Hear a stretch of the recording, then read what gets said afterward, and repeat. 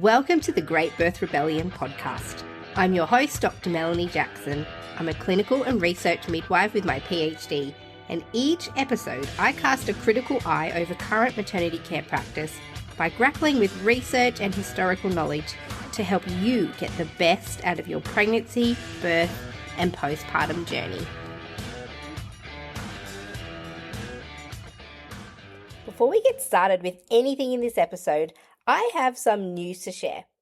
If you have been in the birth world for a second, you will have heard the name Ina May Gaskin, or at least read some of her books, the most famous of which is Spiritual Midwifery.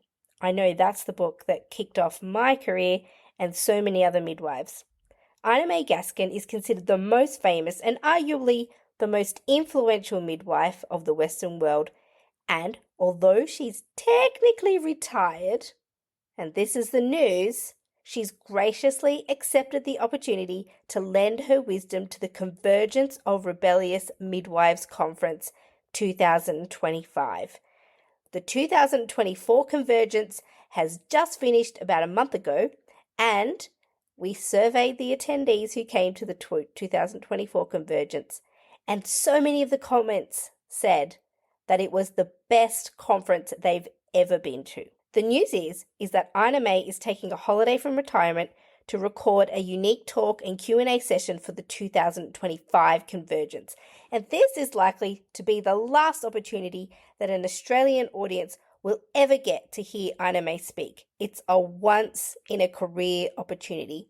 She's in her mid-80s and no longer travels to in-person events and offers her time very sparingly as she rests from a lifetime of advocacy and midwifery. This opportunity is truly once in a lifetime. I had the pleasure of hearing Ina May speak live about 15 years ago, and even for me, the 2025 Convergence is as close as I'm ever going to get to hearing her speak again. If you want an opportunity to soak in the wisdom of Ina May Gaskin and what is shaping up to be an even better Convergence than the 2024 one, which was already incredible in itself, I want to let you know that ticket sales for the conference are open now, and early birds get to take advantage of the 10-month or 40-week payment plans until September 30th. And then as the event gets closer, we'll replace them with shorter payment plans. You can pay in a one-off payment if you like for your tickets, and there's also afterpay options. The Convergence is the only conference that I've ever seen offer payment plans. The dates for the Convergence are August 15th to 17th, 2025. The venue is the International Convention Centre in Sydney, Darling Harbour, here in Australia, which can hold over 1,000 people. So, put in for leave from your usual work and life commitments, book tickets, flights, and accommodation early to get the best prices on everything, and I will see you there. That said, let's get into today's episode. I'm currently recording this podcast 2 days post Convergence of the Rebellious Midwives Conference, which is a conference that I held in Sydney, Australia over the weekend. It was such an epic success. Everyone who came was on a high. The feedback that we've had is insanely good. And when I was planning the conference, it was with love and compassion in mind for the really tough work that maternity care workers do every day. And this is the talk that I presented at the conference to open the conference. I've obviously only included parts of it for this podcast, but I wanted to share it with you guys because so many people had the most beautiful feedback and said that it really resonated. And this talk is about how to change the system. Because the number one question that I get asked almost every week from people who know that something is wrong with the system and they want to know what they can do to change it. The answer I always give them is that you can't. You can't change the system. It's bigger than you.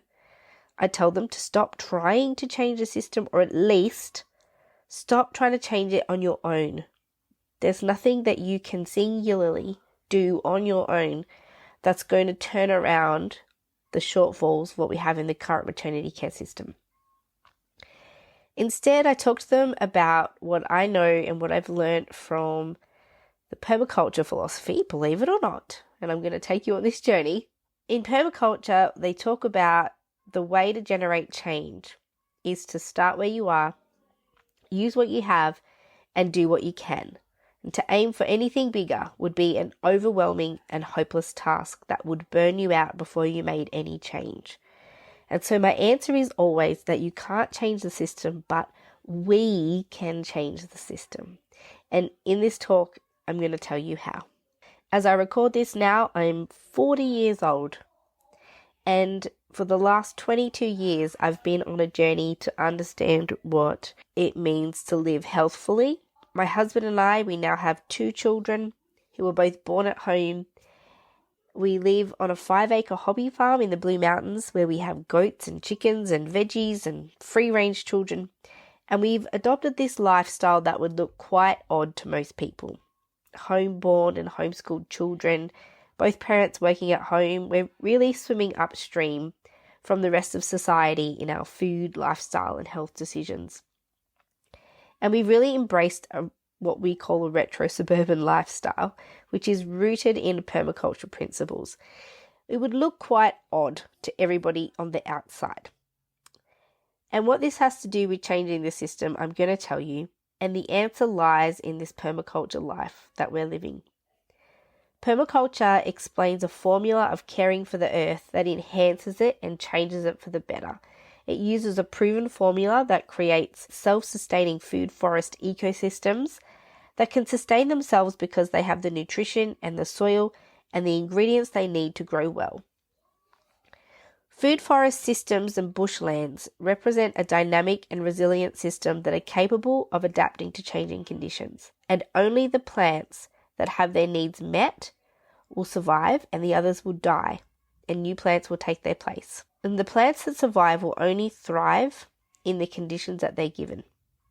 So on our farm, when we're planning and planting a food forest, we first think about what we want to grow and what we want to eat. And then we think about what support they need to stay healthy and what support our soil needs to stay healthy. Because the soil is what determines the health of the plants. And so in permaculture, we really focus on soil health, and then the rest is easy. So soil needs plants that will cover it. So we will plant things like oregano and nasturtiums. Then it also needs nutritious plants that will deliver nutrients to the surface of the soil down from deep below, like comfrey. Then you need plants that will add nitrogen, like beans and other legumes. And it needs animal droppings and compost and moisture and air. And so we water it and we encourage worm activity to keep all the soil soft and fluffy. And then, you plant roots that break up the soil and keep it all soft and available for the health of the rest of the plants in that food forest. So this is how we do it, because this is how nature does it. So if you look at a forest in nature, it'll have these big canopy plants that provide cover for the understory plants. And there will be plants and shrubs of all different sizes underneath the canopy. And then the soil will cover itself because soil likes to be covered. It's important for soil health that it's not exposed. And then the soil is fed by the animal droppings of the animals that come around and eat all the fruit of the plants and the dying plants that break down and return to soil. And mushrooms will grow in the moisture and send nutrients through mycelium all under the forest floor. And each of the plants is reliant on the other to have its basic needs met. There's a balance and an ecosystem. So let's imagine that the maternity care system is like a forest. And like a food forest, each of the elements and layers coexist and rely on each other to function properly. In my presentation, I had a slide up here of a forest. It had all the different layers. So the canopy layer, it represents the high-level infrastructure and leadership. So think of brick and mortar hospitals and politicians and big heavy hitters who make the big decisions and impact the rest of us down below. These are the big trees. These could be major services, major structures, major policies, all these things. Then we come to the middle layer of the forest. So it's not the huge big trees with the trunks. It's sort of more, bushier, productive trees. They might be 3, 4, 5 meters high. And in this middle layer, we think about this as being hospitals and actual facilities and services. So this could include mainstream large-scale services like hospitals, but also boutique and unique services like birth houses and birth centres, private midwives, birthing on country services, private obstetric services. So those are the next layer under the canopy. And then as we get closer to the forest floor, we get through to the plants within the forest that do the really hard work to support and maintain the health of the soil and the forest floor. And ultimately, all of these lower dwelling plants are responsible for the health of the larger trees and the middle layers, because the lower level plants are the basis of any good garden and any healthy forest. And the health and well-being of those lower layers are essential in the long-term survival and outcome for the larger plants. So the support layer and the smaller trees and shrubs are, if you think of these as the midwives and the doctors and the pediatricians and student midwives. Then the next and most important layer within the forest are the women and their families. And these represent the ground floor layer, which includes the ground covers and the small shrubs and plants that are there for the purpose of maintaining soil health. What we know about forests is that if you remove this bottom layer, the overall health of the forest diminishes. And ultimately, those bigger canopy trees and the lower productive shrubs, so the big systems that are at play and the workers that are amongst it, they become less productive and the trees lose their health and they die without the support and nourishment of the ground floor layer. Without a ground floor, the forest has a lot of trouble maintaining itself, replenishing itself, recovering from things that occur in the external environment. So it becomes less resilient and more susceptible to environmental stress. Because when you take away the underlayers, there's nothing feeding or protecting or supporting the soil. And soil quality is what impacts on growth and survival of trees, or in this analogy, the system. So what does this have to do with changing the system? You've bared with me while I give you some obscure forest analogy. But firstly, if we see where we are in the forest system, you'll see that while we as midwives and maternity care workers have an important role, we can't change the whole forest ecosystem dramatically or instantly. And this is the same if you're at the bottom lower layer of the forest, if you're a woman or family using these services. Big, huge change happens when one of the big canopy trees falls over and opens up space for new plants and what we call pioneer species to grow. And these are the plants that now, when a big tree has fallen over and isn't taking up space in the forest, has an opportunity to take the soil nourishment and use it to focus on its own growth and health.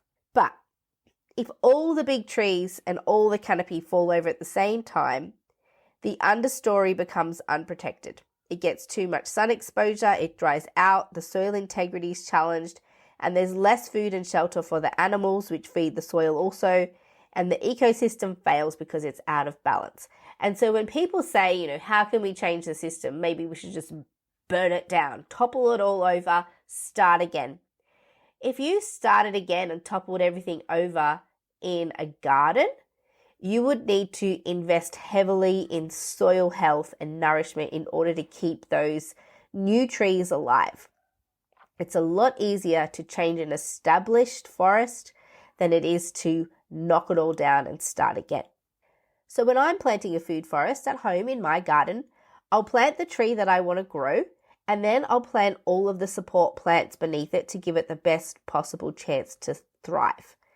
And this is exactly how you can create change in the maternity care system. You can either be or become involved in the big canopy layer as a big tree and enact change there. But that role is reserved for only a few people or a few big players. Not everyone can do that. Alternatively, you can be a support plant to a tree that you want to see thrive. So you are part of this ecosystem. And if we're starting where we are, using what we have, and doing what we can, you can be of impact in your area of the forest and in the ecosystem in which you are planted. And some of these big trees are these big juggernaut hospitals and obstetric-led medical birth units. But let's say, for example, that one of these trees is the Waminda service that provides Indigenous women with culturally appropriate care and birthing on country. And one of them is a politician lobbying for change, like we've seen through the birth trauma inquiry here in Australia and in the UK. And maybe one of these lower trees is a boutique birth unit like the Birth House in Tasmania, and another is the Australian College of Midwives, and another is the research team like in the BEST study that Hazel Keedle and Hannah Darlin are currently working on. Or maybe they're a publicly funded home birth service or a thriving MGP program. You can either become part of these services, enacting change in their area of work, or you can rally under them and around them to nourish the soil in which they are planted. You can grow and contribute directly around and under their shade to give them the best chance of surviving and thriving. And what does that look like? That looks like following them on social media, donating money to their causes, going to their events, listening to their podcasts, telling other people about them, working for them, signing all the petitions that they put out, and when they express a need, doing what you can to meet a need. You don't have to be the big tree, but you can support it by hanging out in the understory and feeding the tree, making sure that the trees that you want to see thrive in this maternity care ecosystem have the support and nourishment that they need from the understory. And that means moving yourself away from services and maternity care options that you don't believe are properly serving women. And instead, investing your personal energy and influence into the soil that will feed something that you believe in more. And you'll see here that where the women are the very, very understory, and I told you earlier that although it's closest to the forest ground, it sustains the whole system. So imagine if women stopped supporting the obstetric-led units and invested their efforts and time into nourishing women-centered services by using them instead. Or if they made lots of noise and put in collective effort to enact change within their own local services. If they stopped hiring the private obstetrician that had the highest intervention rates, and if every woman asked the government for more MGP publicly funded home birth programs and birth centres, this symbolises a movement of the understory from away from the trees that they don't want to see survive and towards the trees in the forest that they want to see thriving. And we've seen examples of this in consumer activism, where they put their time into lobbying and where women invest their money into paying for private midwives, for example. If you uproot from around something that you don't believe in and root yourself around maternity services that you do believe in, then this is where change happens. And this is the same for midwives and staff working in these big units. Midwives and maternity care staff who nourish and support a birth unit, for example, that they don't believe in, are ultimately nourishing and supporting it to grow and sustain itself, and nothing will ever change. If you want to create change, you have to look at which big trees you're supporting and which ones you're nourishing. And if it doesn't align with your beliefs and doesn't provide women with the care that they want, then make an effort to invest yourself elsewhere. You're already putting effort into staying where you are. It's a personal effort and a personal cost and an emotional cost to yourself in order to invest into this system that you don't believe in. As long as you're bolstering up and giving your energy and sustenance to soil around trees that don't serve the forest, you're nurturing a system that you don't believe in. But if the understory uprooted itself and supported only the trees that genuinely served women, those trees would thrive and the others would be starved, and they'd be forced, like in any forest, to drop branches and ultimately die and fall over. And then a new canopy would rise up. This is how change happens in nature, and this is how we can enact change in the maternity care system. By putting yourself and your time and your energy into activities and roles that support the services that you want to see thrive, the natural consequence is that other services won't survive. This takes energy and effort, but it also takes energy and effort to serve in a role that leaves you distressed day after day.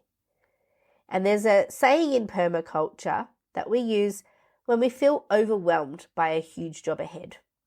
And when we look at the work in our garden and we think, whoa, there's so much to do, I don't know where to start.